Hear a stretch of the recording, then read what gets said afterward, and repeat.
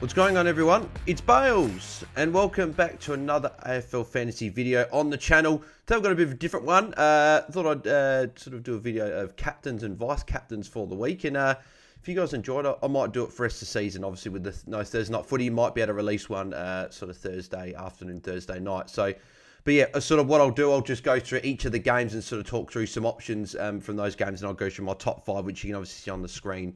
They're putting my top 5 in for Captain's Challenge. So, yeah, before obviously we do, as always, if you're enjoying the video, make sure you do smash a like on the video. If you guys do want to see me continue to do the captains and vice captain videos, then yeah, make sure you smash a thumbs up. If we get 100 likes, we might do it again next week. So make sure you give the video a big thumbs up, and don't forget to subscribe to the channel as we try and hit 2.5k, which we're closing in. We're nearly there. So if we can hit that soon, that'd be very, very good. So let's get stuck in. So the games this week, so we got Brisbane versus St Kilda, obviously is tomorrow night. I don't think there's one massive option. Dane Zorko against St Kilda. We know what St Kilda give up in terms of points. Like all you have to do is look at last week. You had Sam Flanders had 30 disposals, 13 marks, and 163. Sexton had no, sorry, Flanders had 42 touches. I don't know if I said that right. Anyway, Sexton, 29 touches, 16 marks. Yuland, 23 disposals, 13 marks, and 124. Jeffrey had 120 points. Collins, 112. And Ballard even had 90 points and had 10 marks. So all defenders just racked up. So we know what St Kilda give up to defenders. So, yeah, he's a big option, especially a VC tomorrow night. You've got a Josh Dunkley from Brisbane as well, who's not a bad VC if he can't get to Zorko. Hasn't had a huge ceiling for a while now. Take out that 151 that he got against Gold Coast, which I think you probably can. I think that's a bit of an outlier game. Besides that, had that score of 114 against the Crows. Hasn't actually gone over 115 since like round 5 or something like that. So it's been a long time. So hopefully he can hit a big ceiling score against the Saints this week. Lockie Neal, I think it's a win Hager tag, so I wouldn't be going near him this week. In terms of St Kilda, Marshall, VC potentially, Steele maybe, but I'm not in love with any of the Saints guys against Brisbane at the Gabba as any VCs or anything like that. Moving to Saturday, Bulldogs and Freo. So Bont, apparently he's been a bit sick this week, so apparently he's still likely to play, but even still, I wouldn't be going near that. There was already talk that Freo, like Sarong was saying, they might put attention to him. So, yeah, I wouldn't go near there anyway. There's not really like Treloar could be solid against Freo. So if you don't mind him as a VC, you could look at him. Bailey Dale, I probably wouldn't look at. In terms of Freo, Sarong's a safe captain option. Scores about 100 every single week, so he could be a pretty safe bet. Luke Ryan, though, I'm a fan of. Bulldogs in the past have been good for defenders. Have been a bit hit and miss this year. We've seen some games. I know the Giants game that I think Himmelberg and Nick Haynes went quite well. Besides that, people don't normally go too big.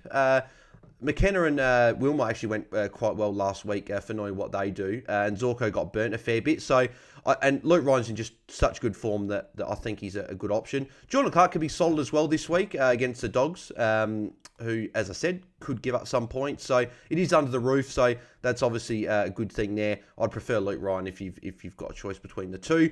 Richmond and Hawthorn. If you've got Nankervis, he's a good captain option. Lloyd Meek's back in, but Lloyd Meek has given up points to Rucks this year. So if you do have Nank, especially in draft, could be a good captain option there. Taranto, if you do somehow have him, especially in draft as well, but in class, if you've got him, could be a solid shout against the Hawks this week. Not really anyone from the Hawks side. Sicily could be a dart throw, but I wouldn't be looking at anyone like Sicily in this game here. And there's not really anyone else from the Hawks. Like Will Day could go well, but he's not. I don't think he's really a captain option, just because I don't think he's got that ceiling there. He's, again, if you want a safe 100, he could be a guy, but wouldn't look at it. Moving to Saturday night, Adelaide versus Sydney. The Crows, Dawson, I expect him to cop some sort of attention, whether that is from a Rowbottom or a James Jordan tag, I'm not sure. Rankin back in, I think Jordan could potentially go to Rankin, but the trouble with Rankin and Dawson is they both can go forward, so I don't actually know if Jordan even tags anyone this week or has a week off, but you'd imagine Dawson's the guy, so I wouldn't worry about going near him this week. And there's not really one from the Crows I'd trust at the moment anyway, really besides Dawson. Sydney Goulden, a solid option. I like him this week against the Crows. I don't expect any sort of attention going his way. If anything, it's going to go to a Chad Warner and Isaac Heaney. So Goulden, I like.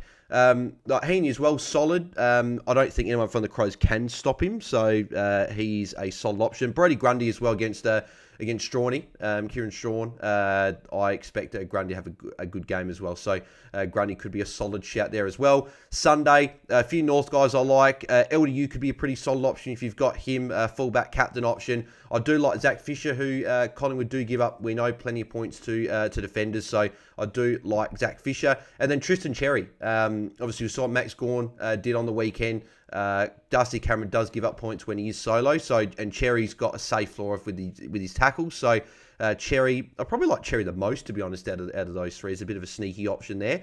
In terms of Collingwood, Dacos, there's rumours that he is gonna, well, he might not play. I think he will play, but the talk of the fact that he could be subbed out if they don't need him, so that's just too nervous. And plus as well, Liam Shields I expect to go to him, so I wouldn't be captaining Dacos at all. And then the last game, I don't think I'd touch it. Giants and Port are both restrictive. I don't expect it to be a high-scoring fantasy game. Like Tom Green hasn't shown anything lately. So you couldn't go near him. Whitfield against a restricted Port, you couldn't go near him either. Butters could cop some attention from like a Callan Ward or something, so I wouldn't go near him. And obviously Connor Rosie's back, but I wouldn't really go near him either. So I don't think I like any of those guys in that last game. So you're probably looking from that, the Friday night game, the Bulldogs free game on the Saturday, maybe a Goulden on the Saturday night, and then that North and Collingwood game on the Sunday. So let's go through my top 5 on Captain's Challenge. So my top 5, number 1, not really a surprise. Dane Zorko is sitting at number 1. As I said, the Saints can just give up too many points, and it's a VC, and hopefully our captain's going to be Barnett or something, so we hopefully take his VC. But if you've got Zorko, he is the number 1 option for me. Number 2, I've got Luke Ryan. I know Dogs have been a little bit hit and miss in terms of their sort of giving up points, but I just think Luke Ryan's in such good form. He takes all the kick-ins. He's an absolute jet at the moment, absolute sponge, as the ball boys like to call him. So Luke Ryan for me, and Dogs can give up points on their day as well at Marvel. So for me, I think Luke Ryan's number 2.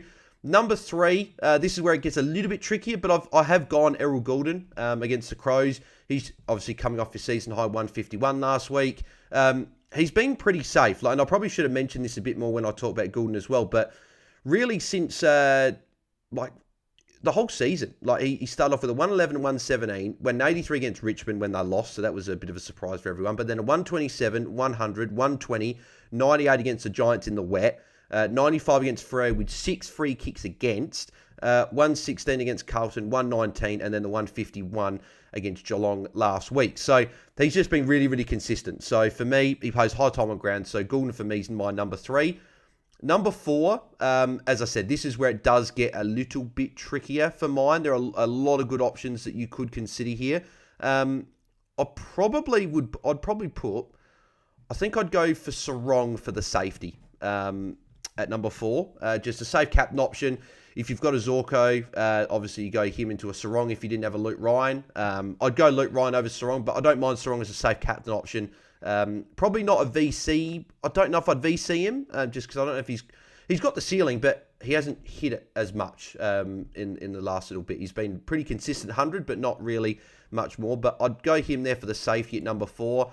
And number 5, I was tossing up between 3 names. Josh Dunkley, Tristan Cherry, and Zach Fisher. And even a Nank as well could be solid, but not many people got Nank, so I probably won't put him in the top 5 just because of that. I'm going to go with Josh Dunkley because the Saints is such a good matchup. I think he's a good pick to go with Dunkley against the Saints. Good VC option. So if you've got him, you could VC him into a Sarong or a Ryan or a Goulden if you've got him.